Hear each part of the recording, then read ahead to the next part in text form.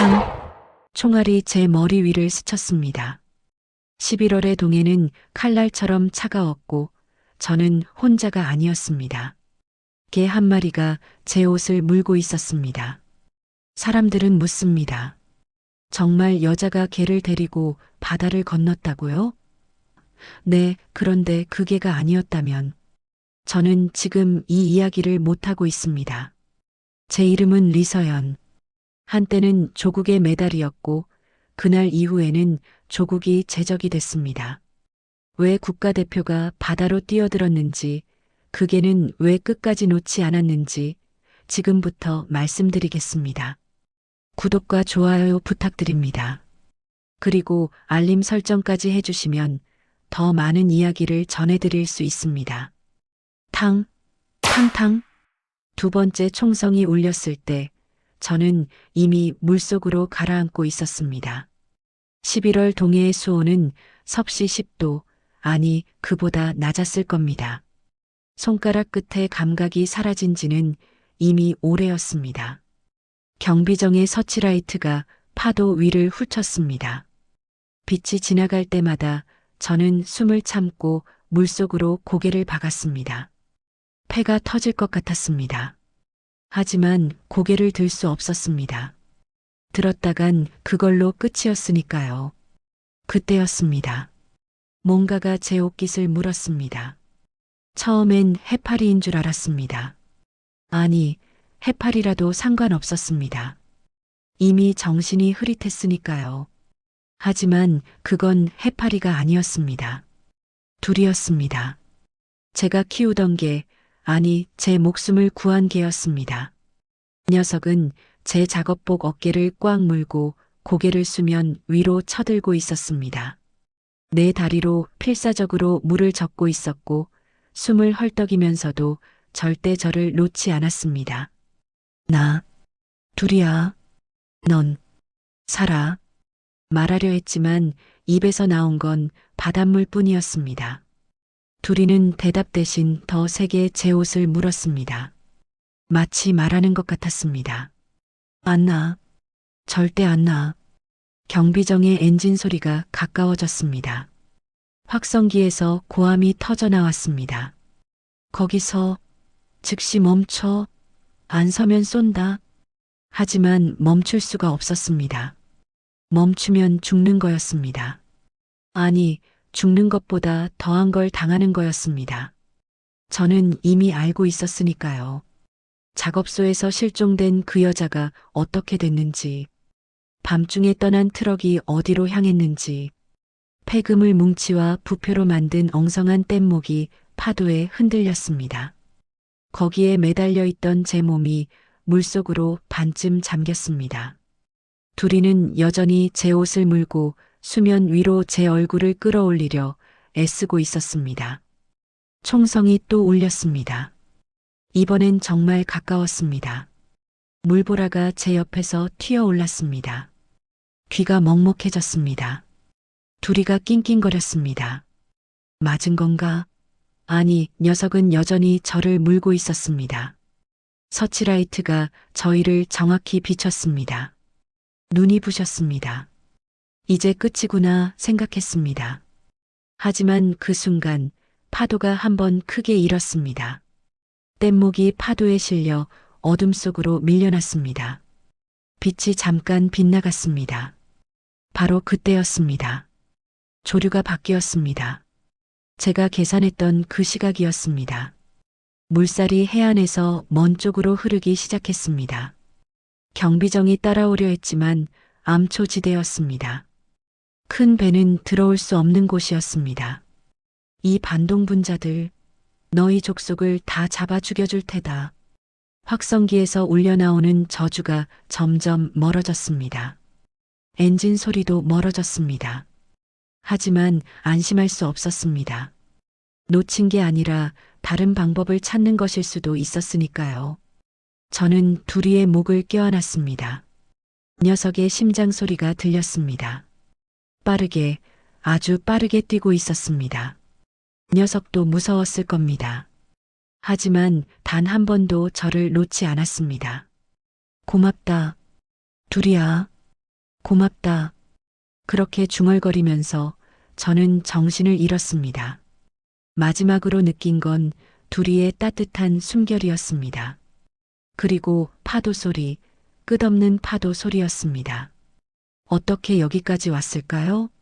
국가대표였던 제가 메달을 목에 걸고 만수대 언덕에서 사진을 찍었던 제가 왜 한밤중에 개 한 마리와 함께 죽을 수도 있는 바다로 뛰어든 걸까요? 그 이야기를 하려면 시간을 되돌려야 합니다. 제가 아직 리서연 선수였던 그때로 모든 게 빛나 보였던 그 시절로 말입니다. 하지만 지금 생각해보면 그 빛은 이미 경고였습니다. 너무 환했던 빛은 언제나 그림자를 동반하니까요. 그리고 그 그림자는 생각보다 훨씬 빨리, 훨씬 어둡게 저를 삼켜버렸습니다. 모든 건 그날부터 시작됐습니다. 아버지가 돌아오지 않았던 그날 밤부터요. 리서연 선수, 전국 체육인 대회 여자 자유형 100m 1등. 확성기에서 제 이름이 울려 퍼질 때마다 가슴이 벅찼습니다.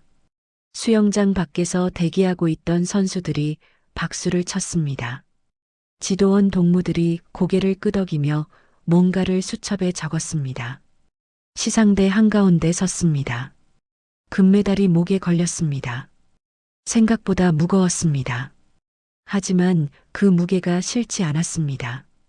오히려 자랑스러웠습니다. 이 무게가 제 가치를 증명한다고 생각했으니까요. 장군님께서 보고 계신다는 걸 명심하라. 너희 한 사람 한 사람이 조국의 자랑이다. 코치 동무가 말했습니다. 저는 고개를 숙여 인사했습니다. 예, 명심하겠습니다. 그때는 정말로 그렇게 생각했습니다. 제가 조국에 이바지하고 있다고, 제 땀이 조국을 빛낸다고요. 훈련은 고됐지만 견딜만 했습니다. 새벽 5시에 일어나 첫 번째 수영을 시작했습니다. 물은 차갑고 몸은 무거웠지만 익숙했습니다. 100번째 턴을 할 때쯤이면 생각이 사라졌습니다. 오직 호흡과 동작만 남았습니다. 점심 배급은 다른 사람들보다 나았습니다. 쌀밥에 고기 반찬이 나왔습니다. 일주일에 2번씩은 계란도 받았습니다. 국가대표는 달라야 한다는 게 지도부의 방침이었습니다. 저는 감사했습니다. 다른 사람들이 강냉이 밥을 먹을 때 저는 흰 쌀밥을 먹을 수 있었으니까요. 하지만 그게 저를 불안하게 만들었다는 건 나중에서야 깨달았습니다. 받는 게 많으면 빼앗길 것도 많다는 걸 그때는 몰랐습니다. 한 달에 한 번 집에 갈 수 있었습니다. 동북부 지역의 작은 아파트였습니다. 3층짜리 낡은 건물이었지만 저희에겐 소중한 공간이었습니다. 아버지가 문을 열어주셨습니다. 왔구나, 서연아. 아버지는 체육지도국 말단 간부였습니다. 높은 직책은 아니었지만 성실했습니다. 매일 아침 7시에 출근해서 저녁 8시에 돌아오셨습니다. 주말에도 학습 모임에 참석하셨습니다. 아버지, 저 이번에 또 1등 했어요. 그래, 잘했다. 우리 딸 자랑스럽다. 아버지는 제 머리를 쓰다듬으셨습니다. 그 손이 거칠었던 게 기억납니다. 서류 작업을 많이 하셔서 굳은 살이 박혔었습니다. 하지만 따뜻했습니다. 그때 둘이가 뛰어왔습니다. 백상계 혼혈견이었습니다. 순수 풍산계는 아니었지만 충직했습니다. 아버지가 1년 전에 데려온 강아지였습니다. 아버지, 둘이 어디서 구했어요? 동무 하나가 줬다. 어미개가 새끼를 6마리 낳았는데 키울 수 없다고 하더라. 그래서 하나 데려왔지. 둘이는 처음엔 작았습니다. 제 2손에 들어올 만큼 작았습니다. 하지만 빨리 자랐습니다. 3달 만에 무릎까지 오더니 6개월이 지나자 제 허리춤까지 왔습니다. 이 녀석 물을 무서워하지 않아. 아버지가 신기하다는 듯이 말했습니다. 어느 날 둘이를 데리고 천변에 갔을 때였습니다. 다른 개들은 물가에만 가도 뒷걸음질 쳤는데 둘이는 주저없이 물속으로 뛰어들었습니다. 수영선수 딸을 둬서 그런가? 아버지가 웃으셨습니다. 저도 웃었습니다. 그때는 몰랐습니다. 그 특성이 나중에 제 목숨을 구할 거라는 걸요.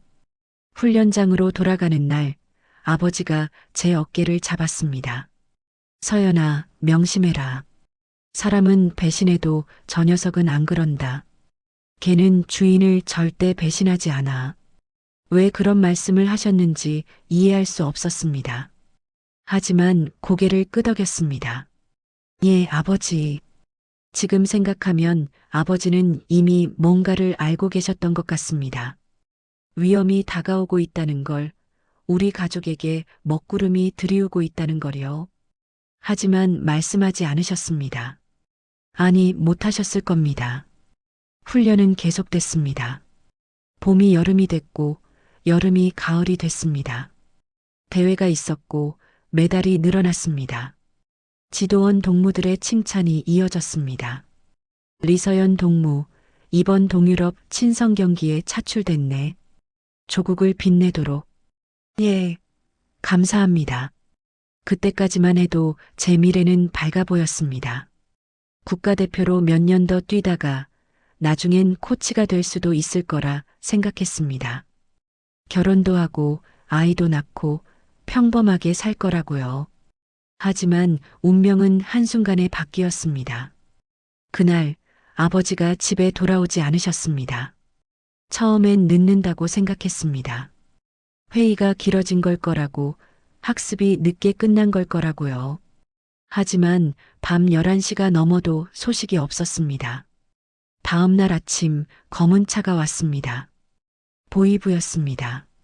리철수 동무 가족이 거주하는 곳이 맞습니까? 예. 그런데 무슨 일이십니까? 일단 동행해 주십시오. 조사할 게 있습니다. 그날부터 제 인생은 추락하기 시작했습니다. 국가대표 명단에서 제 이름이 지워졌습니다. 훈련장 출입이 금지됐습니다. 선수촌에서 쫓겨났습니다. 넌 이제 혁명의 후계자가 아니다. 지도원 동무가 차갑게 말했습니다. 어제까지 칭찬하던 그 입에서 나온 말이었습니다. 짐을 싸는데 손이 떨렸습니다. 메달들이 서랍에 그대로 있었습니다. 가져갈까 고민하다가 그냥 뒀습니다. 어차피 이젠 아무 의미도 없었으니까요. 북부 어업 작업소 발령이 떨어졌습니다. 낙동강 물도 김이 나면 얼어붙는다더니 한강도 얼 때가 있구나 싶었습니다.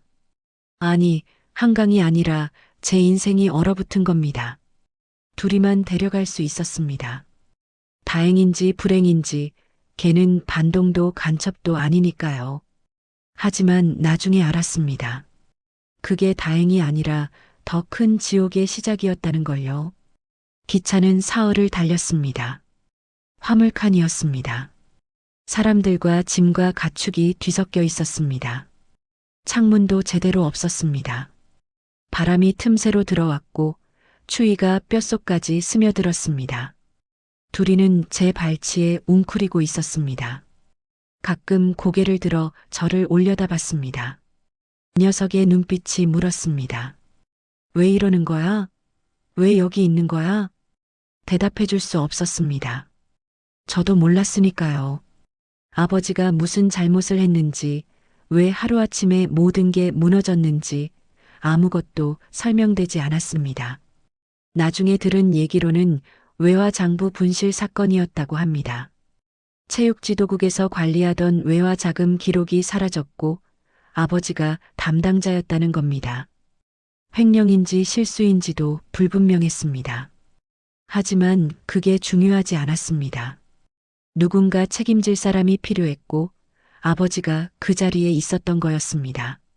작업소는 동해안 끝자락에 있었습니다. 바람이 세게 불었습니다. 건물들은 낡았고 사람들 얼굴은 거칠었습니다. 물고기 비린내가 공기 전체를 덮고 있었습니다. 이리 와. 내가 리서연이지? 작업반장이 저를 불렀습니다. 50대쯤 돼 보이는 여자였습니다. 얼굴에 주름이 깊었고 손은 생선 비늘과 칼에 상처투성이었습니다. 예, 국가대표였다며? 메달도 땄고? 예, 그게 여기서 무슨 소용이야. 여긴 손이 빠른 놈이 1등이야. 알아들었어? 예. 대답하는 제 목소리가 비어 있었습니다. 반장은 둘이를 보고 인상을 찌푸렸습니다. 걔는 뭐야? 여기 반려동물 키울 여유 없어. 얘는 제가 책임지고 키우겠습니다. 밥도 제 몫에서 나눠주고. 에휴, 알았어. 대신 말썽 부리면 바로 내쫓는다. 숙소는 좁았습니다. 2층 침대가 빼곡히 들어찬 방에 15명이 살았습니다. 저는 구석 아래 칸을 배정받았습니다. 둘이는 침대 밑에 들어가 몸을 웅크렸습니다.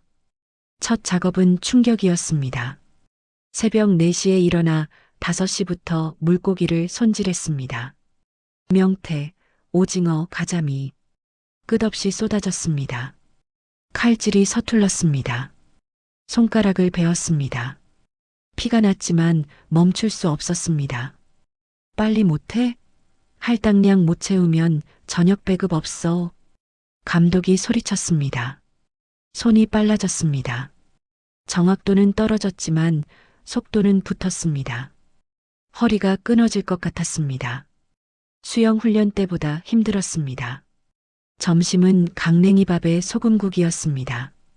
국가대표 때 먹던 쌀밥과 고기 반찬은 이제 꿈 같았습니다. 하지만 배가 고팠습니다. 허겁지겁 먹었습니다.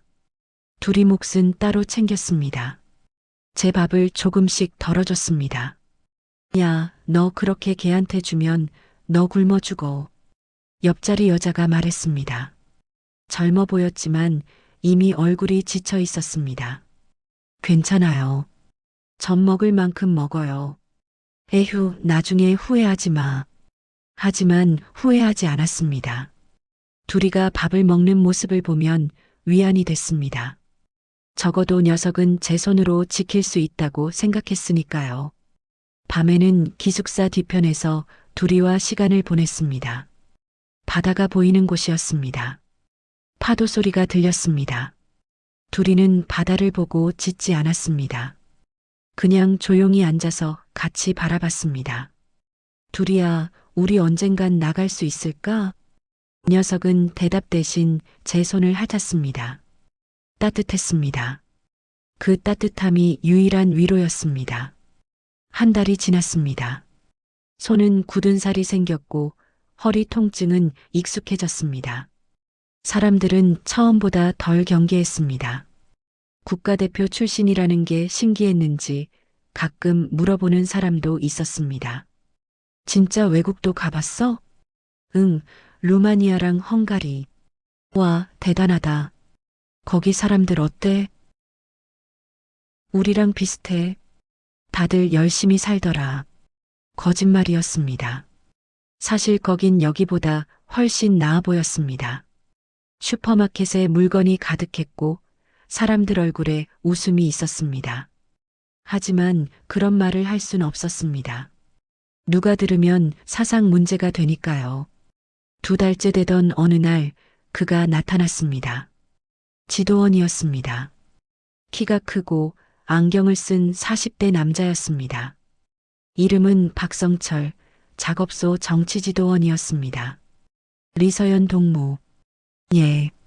잠깐 사무실로 오게. 심장이 쿵 내려앉았습니다. 지도원실에 불려간다는 건 좋은 일이 아니었습니다. 둘이를 침대 밑에 두고 따라갔습니다. 사무실엔 김일성, 김정일 초상화가 걸려 있었습니다. 박성철은 책상에 앉아 서류를 넘기고 있었습니다. 앉게. 예. 적응은 됐나? 노력하고 있습니다. 그래, 노력? 중요하지. 그런데 말이야. 그가 안경을 벗고 닦기 시작했습니다. 천천히, 아주 천천히. 내가 키우는 게 말이야. 심장이 멈췄습니다. 예. 좋은 개더라. 혈통도 괜찮고 성격도 순해. 내가 보기엔 군견으로 훈련시키면 쓸모 있을 것 같은데. 그래서 말인데 나한테 넘기면 어때? 내가 잘 키울 테니. 거절하고 싶었습니다. 소리치고 싶었습니다. 하지만 입이 떨어지지 않았습니다. 거절하면 어떻게 될지 알았으니까요. 해보겠습니다. 생각? 뭘 그리 오래 생각해. 개 한 마리 가지고. 하지만, 아, 그래. 정 아깝다면 거래를 하지. 개를 넘기면 내가 추천서를 써줄게. 탄광 배치 면제할 수 있어. 어때? 탄광. 그 단어만으로도 식은땀이 났습니다. 작업소 사람들이 가장 무서워하는 게 탄광 배치였습니다. 들어가면 살아나오기 힘들다고 했습니다. 거절하면? 제가 물었습니다. 박성철이 웃었습니다. 차가운 미소였습니다. 그럼 재교육소로 가야겠지. 개 한 마리에 목숨 거는 반동 사상을 고쳐야 할 테니까. 선택지가 없었습니다. 아니, 선택지처럼 보이는 협박이었습니다. 두리를 넘기거나 지옥으로 가거나 일주일만 생각하게 해주십시오. 좋아. 일주일. 그 이상은 안 돼. 밖으로 나왔을 때 다리가 풀렸습니다. 숙소로 돌아가 두리를 껴안았습니다. 녀석은 꼬리를 흔들며 제 얼굴을 핥았습니다. 미안해. 두리야. 미안해. 눈물이 났습니다. 참으려 했지만 참을 수 없었습니다. 국가대표 시절엔 울지 않았습니다. 훈련이 고돼도 대회에서 져도 울지 않았습니다. 하지만 지금은 멈출 수 없었습니다. 그날 밤 잠이 오지 않았습니다. 천장을 보고 누워 생각했습니다. 두리를 넘기면 살 수 있을까? 아니, 그게 사는 걸까? 그냥 숨만 쉬는 거 아닐까? 창밖으로 파도 소리가 들렸습니다. 끝없이 쉬지 않고 밀려갔다를 반복했습니다. 저도 저 파도처럼 되는 걸까? 밀려왔다 밀려가다가 결국 부서지는 걸까? 두리가 낑낑거렸습니다. 꿈을 꾸는 것 같았습니다. 저는 녀석의 등을 쓰다듬었습니다. 괜찮아. 내가 지켜줄게. 하지만 그게 가능한 일인지 확신할 수 없었습니다. 이곳에서는 사람도 제대로 못 지키는데 개를 지킨다는 게 말이나 될까요? 일주일이 지나가고 있었습니다. 그리고 더 끔찍한 일이 벌어지려 하고 있었습니다. 닷새가 지났습니다. 결정을 내려야 했습니다. 두리를 넘기거나 재교육소로 가거나 둘 다 죽음이었습니다. 하나는 영혼의 죽음이고 하나는 육체의 죽음이었습니다. 작업은 계속됐습니다. 물고기를 자르고 내장을 빼고 소금에 절였습니다.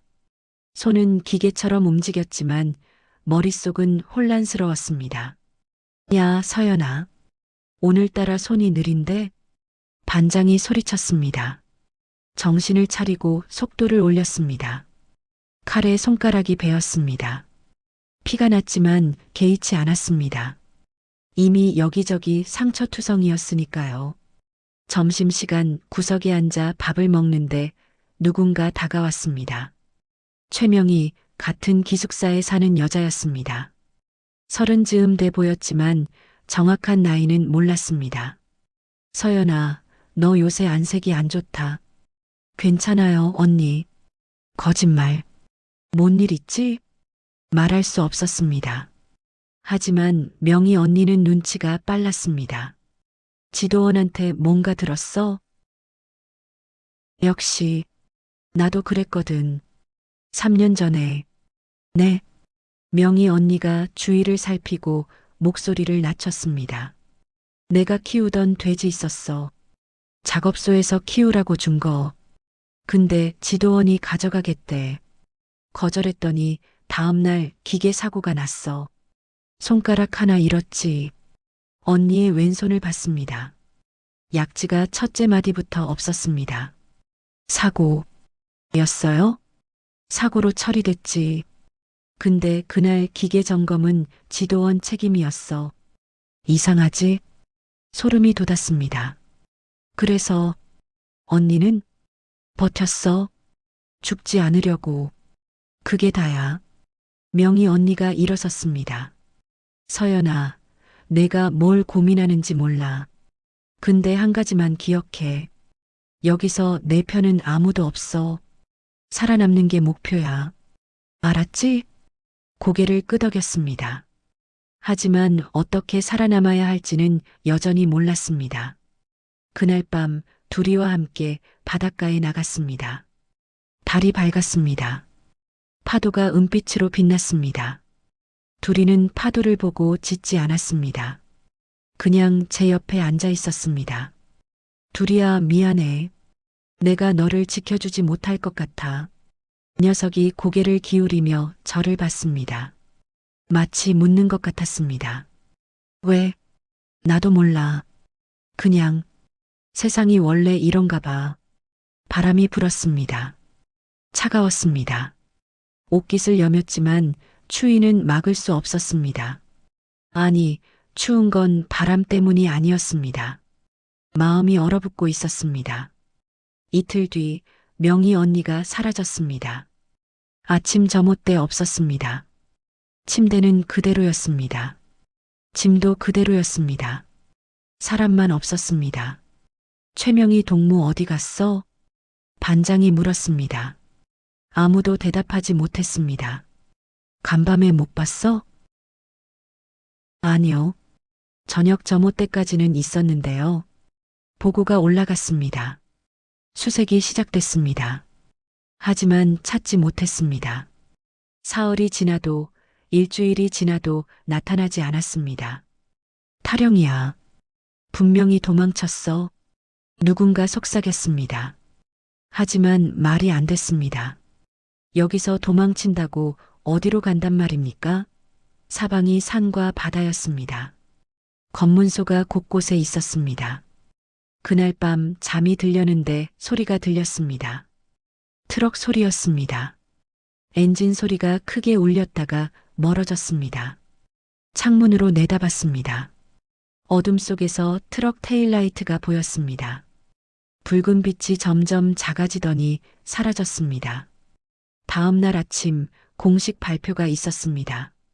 최명희 동무는 반동행위로 재교육소로 이송됐습니다. 모두 경각심을 가지십시오. 그게 전부였습니다. 무슨 반동행위인지, 어디로 갔는지, 언제 돌아오는지 아무 설명이 없었습니다. 사람들은 고개를 숙이고 일로 돌아갔습니다. 저는 명희 언니의 침대를 봤습니다. 이불이 그대로 있었습니다. 베개도 그대로였습니다. 마치 잠깐 나갔다 올 것처럼. 하지만 알았습니다. 돌아오지 않는다는 걸. 그리고 무슨 일이 있었는지도 짐작했습니다. 박성철 지도원이었습니다. 명희 언니도 뭔가 요구를 받았을 겁니다. 거절했을 겁니다. 그리고 밤중에 트럭이 왔습니다. 그날 밤 저는 둘이를 꼭 껴안았습니다. 녀석의 심장 소리가 들렸습니다. 규칙적이고 따뜻했습니다. 살아있다는 증거였습니다. 둘이야. 다음은 우리 차례야. 녀석이 낑낑거렸습니다. 제 얼굴을 핥았습니다. 눈물이 흘렀습니다. 일주일 기한이 내일로 다가왔습니다. 결정해야 했습니다. 하지만 이미 결정은 내려져 있었습니다. 거절할 겁니다. 둘이를 넘기지 않을 겁니다. 재교육소로 가든 탄광으로 가든 상관없었습니다. 적어도 영혼은 팔지 않을 겁니다. 하지만 그날 밤 다른 생각이 들었습니다. 기다릴 필요가 뭐 있지? 재교육소로 끌려가서 죽을 바엔 차라리 제 발로 나가는 게 낫지 않을까? 어차피 죽을 거라면 선택할 수 있을 때 선택하는 게 낫지 않을까? 바다가 보였습니다. 창문 너머로 파도가 밀려왔다 밀려갔습니다. 저 바다 너머엔 뭐가 있을까? 자유가 있을까? 아니면 또 다른 지옥일까? 모릅니다. 하지만 여기 있는 것보다는 나을 것 같았습니다. 그날 밤부터 계획을 세우기 시작했습니다. 도망이 아니라 탈출이었습니다. 살기 위한 마지막 선택이었습니다. 명희 언니가 말했습니다. 살아남는 게 목표야. 네, 맞습니다. 살아남겠습니다. 제 방식대로. 다음 날 아침 박성철 지도원이 저를 불렀습니다. 리서연 동무, 일주일 됐네. 예. 결정했나? 심장이 두근거렸습니다. 하지만 목소리는 떨리지 않게 했습니다. 죄송합니다만 거절하겠습니다. 지도원의 표정이 굳었습니다. 안경 너머 눈빛이 차가워졌습니다. 거절? 예. 둘이는 제가 키우겠습니다. 자네, 지금 무슨 선택을 하는지 아나? 압니다. 정말? 지도원이 일어섰습니다. 저를 내려다봤습니다. 좋아. 자네 뜻대로 하지. 대신 결과도 감수해야 할 거야. 예. 내일부터 3교대로 전환이야. 작업량도 2배. 할 수 있겠나? 하겠습니다. 걔는 기숙사 안에 못 들어와. 밖에 매도. 알겠습니다. 나오면서 다리가 풀렸습니다. 하지만 후회는 없었습니다. 적어도 굴복하지는 않았습니다. 그날부터 지옥이 시작됐습니다. 3교대는 8시간씩 3번이었습니다. 새벽 4시부터 낮 12시까지, 낮 12시부터 저녁 8시까지, 저녁 8시부터 새벽 4시까지. 먹고 자는 시간을 빼면 하루 16시간을 일했습니다. 작업량도 2배였습니다. 명태 200마리, 오징어 300마리. 손이 퉁퉁 부었습니다. 칼에 베인 상처가 아물기도 전에 다시 베었습니다. 소금물이 스며들면 따가웠지만 참았습니다. 둘이는 기숙사 뒤편에 묶어뒀습니다. 줄은 길지 않았습니다. 석 미터 정도였습니다. 녀석은 짖지 않았습니다. 그냥 조용히 기다렸습니다. 일주일이 지나자 몸이 망가지기 시작했습니다. 허리가 펴지지 않았습니다. 손목에 힘이 들어가지 않았습니다. 잠도 제대로 못 잤습니다. 2시간 자고 일어나야 했으니까요. 서연아, 그만둬. 죽겠어. 동료가 말했습니다. 하지만 그만둘 수 없었습니다. 그만두면 끝이었습니다. 박성철 지도원은 매일 작업장에 나타났습니다. 저를 보고 비웃듯 미소 지었습니다. 아직도 버티나? 대단하네. 대답하지 않았습니다. 그냥 일했습니다. 2주일째 되던 날 한계가 왔습니다. 오징어를 자르다가 손에서 칼이 미끄러졌습니다. 바닥에 떨어졌습니다. 주우려 했지만 손이 말을 듣지 않았습니다. 아, 뭐 하는 거야? 감독이 소리쳤습니다. 칼을 주었습니다. 하지만 손이 떨렸습니다. 힘이 없었습니다. 그때 박성철이 나타났습니다. 리서연 동무 잠깐. 사무실로 따라갔습니다. 다리가 휘청거렸습니다. 앉게. 앉았습니다. 아니, 주저앉았습니다. 아직도 고집 피우나? 자네, 이러다 죽어. 정말로. 괜찮습니다. 괜찮아? 손 좀 봐. 제 손을 봤습니다. 상처투성이었습니다. 붓기도 했고 골문대도 있었습니다. 이게 괜찮은 거야? 마지막으로 묻지. 걔를 넘기겠나, 안 넘기겠나? 입술을 깨물었습니다. 피가 났습니다. 안, 넘기겠습니다. 박성철이 한숨을 쉬었습니다. 알았어. 자네 고집대로 해. 대신 내일부터 탄광 예비 명단에 올라간다. 다음 달 배치될 거야. 심장이 멎었습니다. 탄광. 들어가면 못 나온다던 그곳. 예. 후회하지 마. 자네가 선택한 거야. 나왔습니다. 다리가 풀렸습니다. 벽에 기댔습니다. 숨이 가빴습니다. 한 달 뒤면 탄광입니다. 그 전에 뭔가 해야 했습니다. 그날 밤 둘이에게 갔습니다. 녀석은 꼬리를 흔들며 반겼습니다. 제 손을 하였습니다. 상처난 손을 부드럽게 핥았습니다. 둘이야, 우리 도망가야 해. 녀석이 고개를 기울였습니다. 여기 있으면 다 죽어. 나도 너도. 바다를 봤습니다. 파도가 밀려왔습니다. 달빛이 물결에 반짝였습니다. 저 바다 너머로 가야 해. 살려면 가능할까요? 여자 하나, 개 한 마리가 11월 동해를 건넌다는 게 말이나 됩니까? 수영 국가대표였지만 그건 수영장 얘기입니다. 바다는 다릅니다. 파도가 있고 조류가 있고 추위가 있습니다. 하지만 다른 선택지가 없었습니다. 여기 남으면 탄광입니다.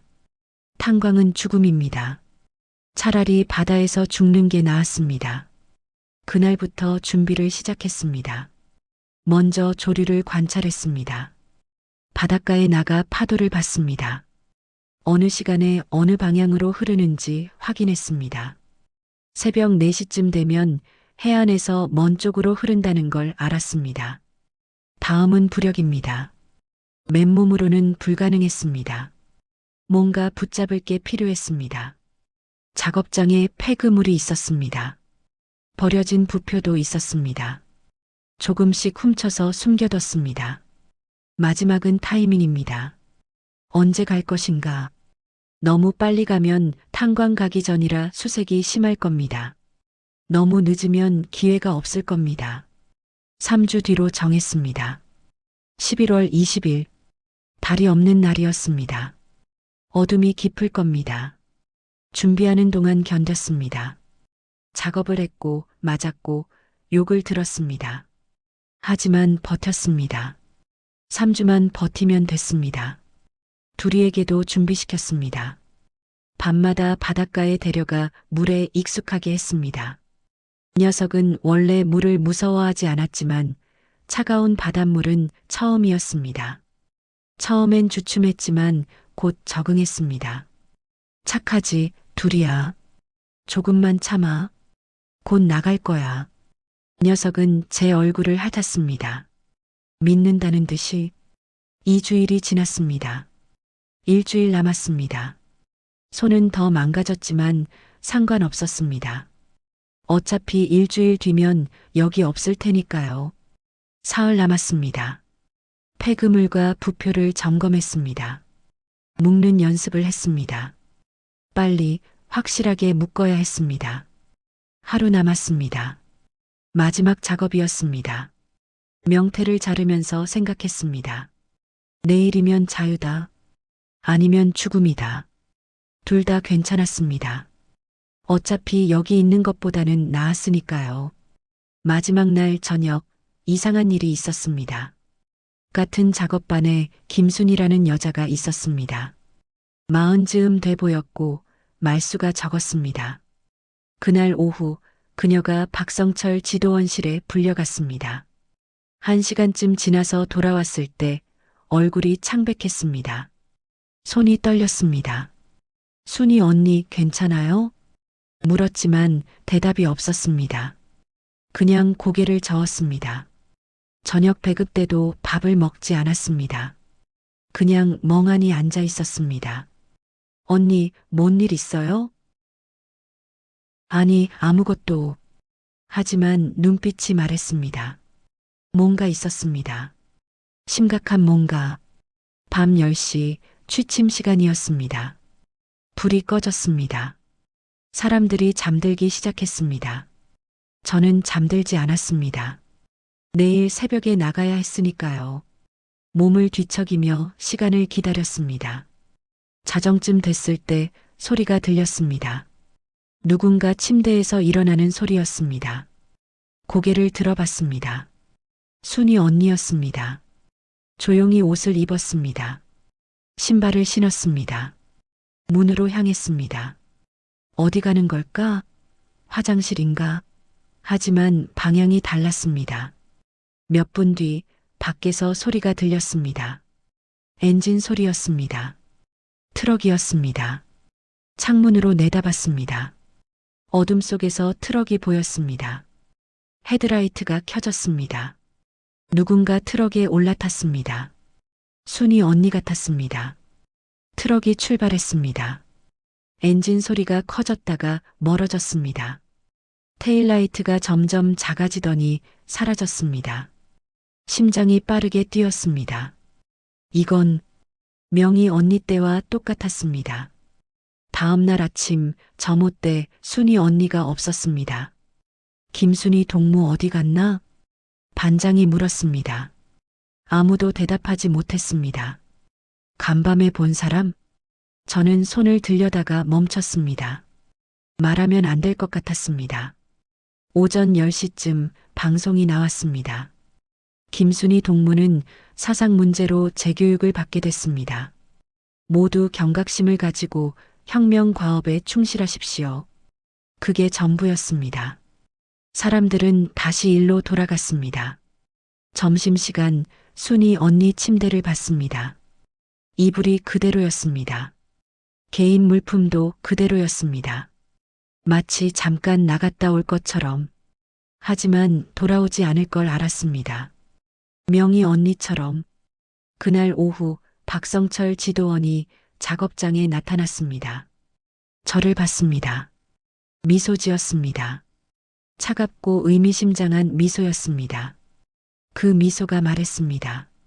맞지? 이게 거절의 대가야. 몸이 얼어붙었습니다. 순이 언니도 뭔가 거절했을 겁니다. 개였는지 다른 무엇이었는지 모르지만 거절했을 겁니다. 그리고 밤중에 트럭이 왔습니다. 다음은 저였습니다.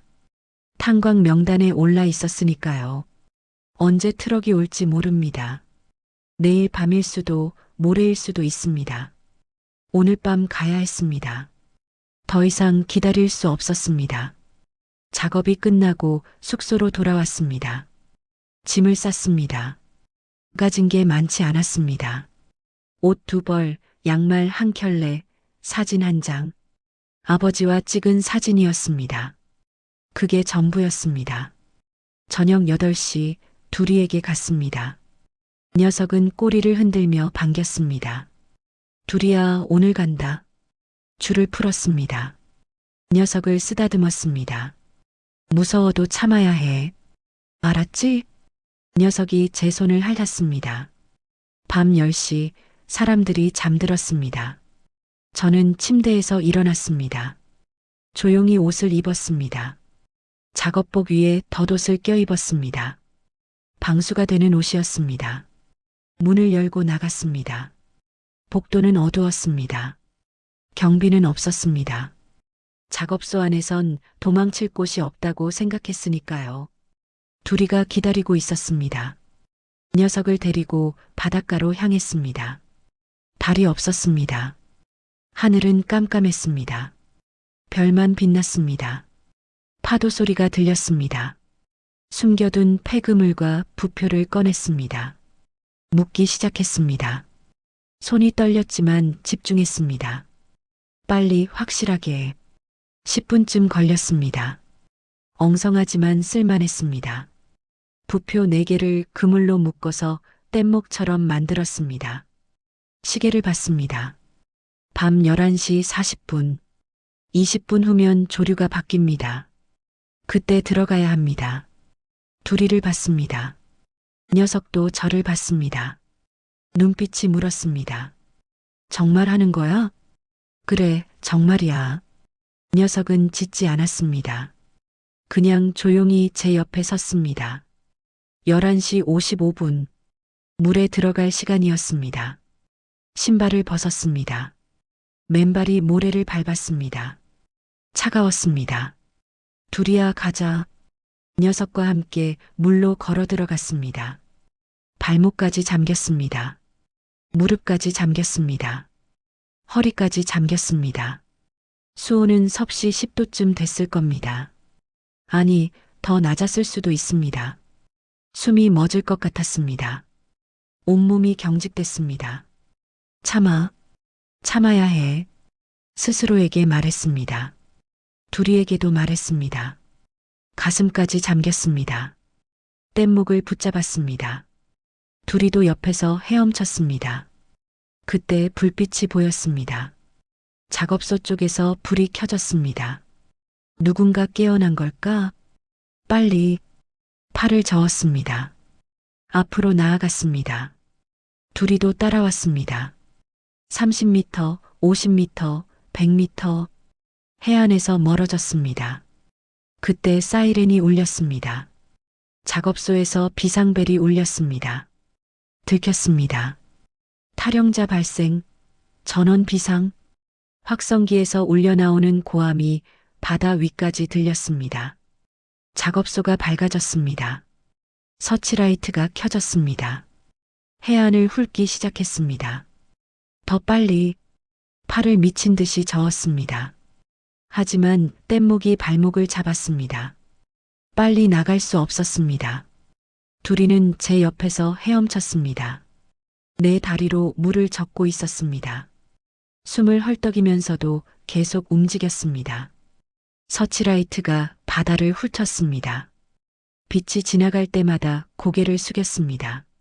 물속으로 얼굴을 박았습니다. 숨을 참았습니다. 200m쯤 나갔을 때 배 엔진 소리가 들렸습니다. 경비정이었습니다. 해안 경비 초소에서 출동한 겁니다. 저기다. 저기 뭔가 있어. 고함이 들렸습니다. 서치라이트가 저희를 향했습니다. 눈이 부셨습니다. 멈춰. 즉시 멈춰라. 확성기가 울렸습니다. 하지만 멈출 수 없었습니다. 멈추면 끝이었습니다. 경고한다. 쏜다. 탕. 총성이 울렸습니다. 총알이 머리 위를 스쳤습니다.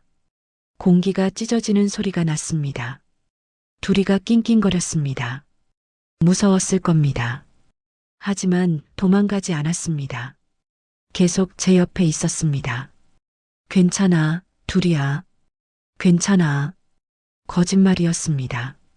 괜찮을 리 없었습니다. 하지만 그렇게 말할 수밖에 없었습니다. 탕, 탕탕. 연속으로 총성이 울렸습니다. 물보라가 주변에서 튀었습니다. 귀가 먹먹해졌습니다. 경비정이 가까워졌습니다. 엔진 소리가 점점 커졌습니다. 200m, 150m, 100m. 조류를 기다렸습니다. 제 계산이 맞다면 이제 곧 바뀔 겁니다. 자정이 지나면 조류가 해안에서 먼 쪽으로 흐릅니다. 시계를 봤습니다. 자정 5분 전. 조금만 더 버티면 됩니다. 안 서면 정말 쏜다. 탕탕탕. 이번엔 정말 가까웠습니다. 총알이 뗏목을 맞췄습니다. 부표 하나가 터졌습니다. 공기가 빠지기 시작했습니다. 안 돼. 남은 부표 3개로는 부족했습니다. 뗏목이 가라앉기 시작했습니다. 둘이가 제 옷을 물었습니다. 어깨 부분을 꽉 물었습니다. 수면 위로 제 얼굴을 끌어올리려 했습니다. 둘이야. 넌 살아. 말하려 했지만 입에서 나온 건 물뿐이었습니다. 폐에 물이 들어왔습니다. 기침이 나왔습니다. 숨을 쉴 수 없었습니다. 그때 느꼈습니다. 물살이 바뀌었습니다. 조류였습니다. 계산대로였습니다. 몸이 밀리기 시작했습니다. 해안에서 먼 쪽으로 흘러갔습니다. 경비정이 따라오려 했습니다.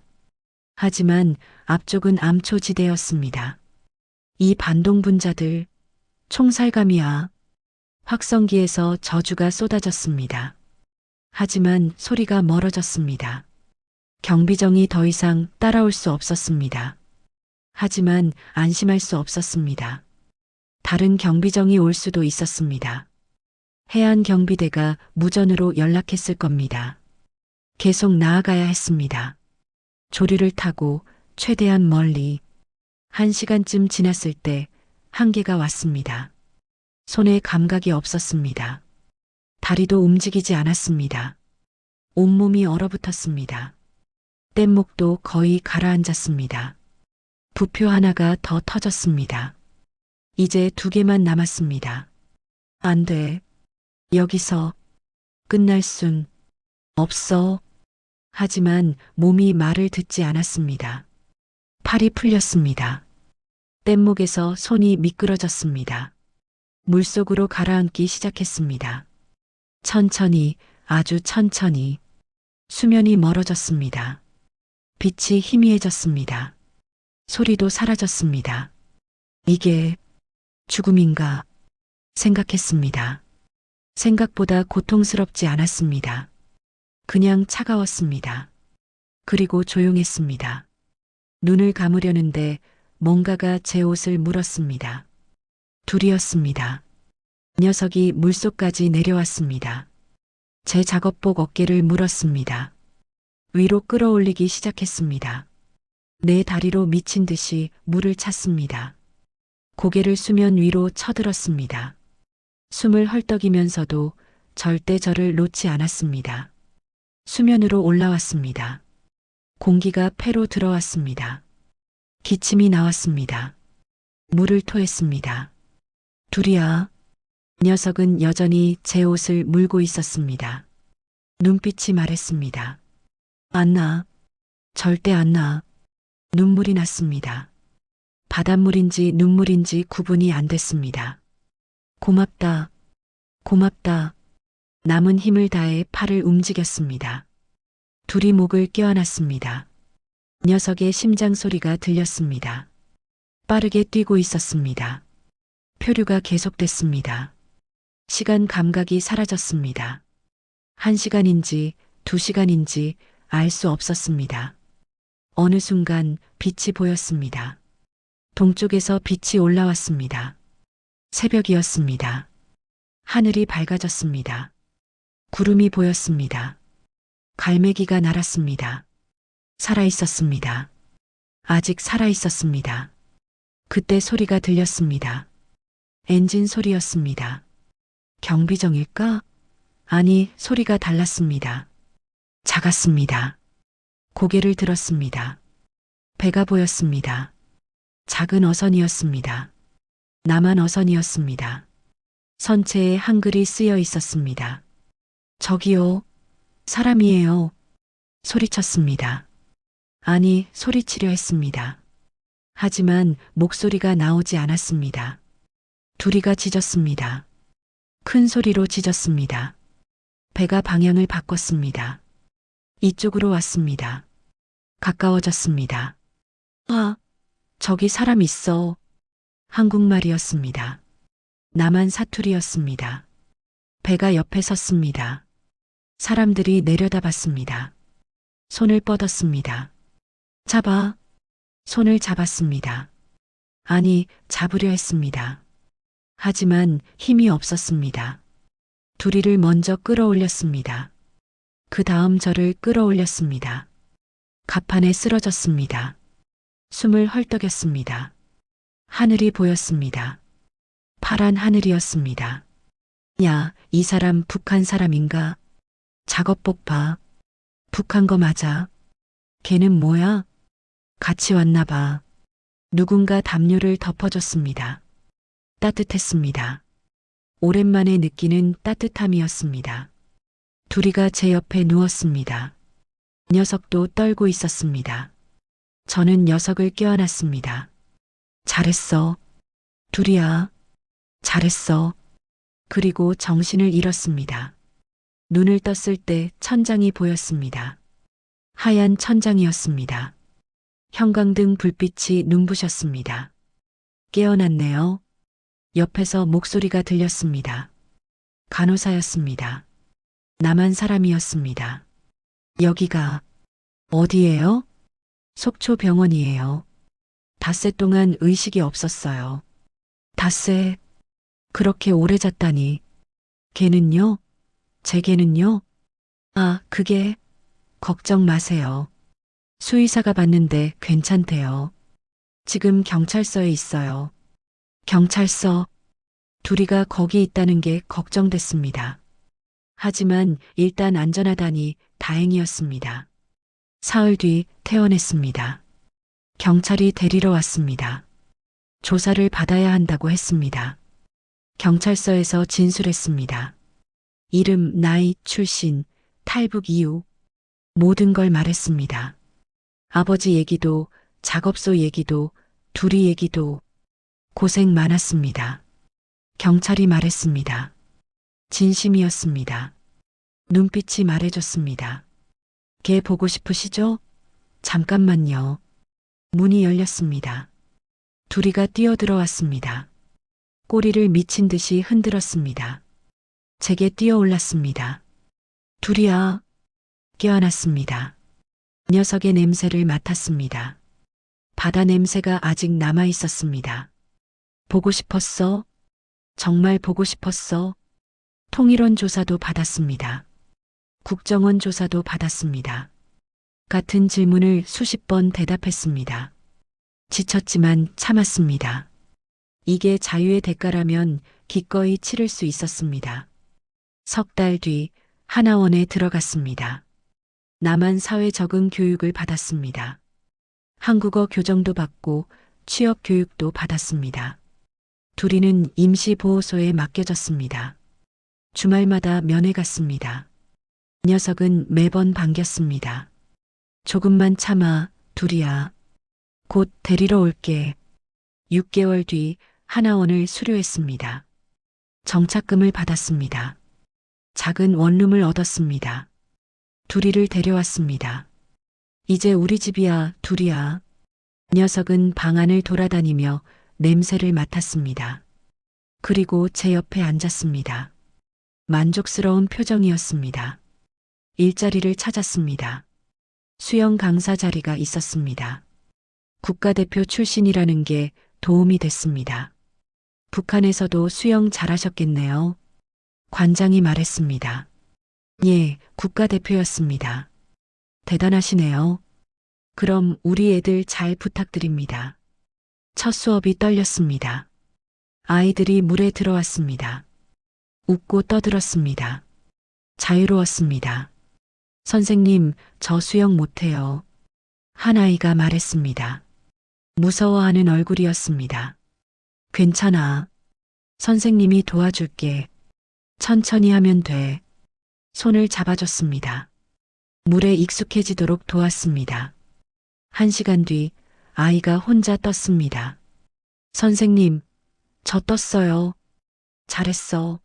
정말 잘했어. 아이가 웃었습니다. 저도 웃었습니다. 가슴이 벅찼습니다. 아, 이게 진짜 가르침이구나. 북한에서는 메달이 목표였습니다. 성적이 중요했습니다. 하지만 여기서는 아이들의 웃음이 보상이었습니다. 1년쯤 지났을 때 제안이 왔습니다. 해양구조 교육 보조 강사였습니다. 탈북 과정에서 보여준 생존 능력이 인정받은 겁니다. 바다에서 살아남은 경험이 많은 도움이 될 겁니다. 담당자가 말했습니다. 받아들였습니다. 새로운 일이었습니다. 사람들에게 바다에서 살아남는 법을 가르쳤습니다. 저의 경험이 누군가를 살릴 수 있다니 의미 있었습니다. 둘이도 함께 했습니다. 처음엔 그냥 데리고 다녔는데 나중엔 교육 보조견으로 등록됐습니다. 이 개가 선생님 목숨을 구한 거예요? 사람들이 물었습니다. 네. 이 녀석이 아니었으면 지금 여기 없었을 겁니다. 둘이를 쓰다듬었습니다. 녀석은 꼬리를 흔들었습니다. 3년이 지났습니다. 둘이가 늙어갔습니다. 흰 털이 늘어났습니다. 움직임이 느려졌습니다. 수의사가 말했습니다. 나이가 있으니까요. 무리하지 말고 쉬게 해주세요. 둘이를 은퇴시켰습니다. 대신 은퇴견 보호 캠페인 마스코트가 됐습니다. 일한 개들에게도 쉴 권리가 있습니다. 캠페인 포스터에 둘이 사진이 실렸습니다. 녀석은 카메라 앞에서도 의젓했습니다. 어느 날 강연 요청이 왔습니다. 탈북민 청년들에게 경험을 나눠달라는 거였습니다. 고민했습니다. 제 이야기를 하는 게 부담스러웠습니다.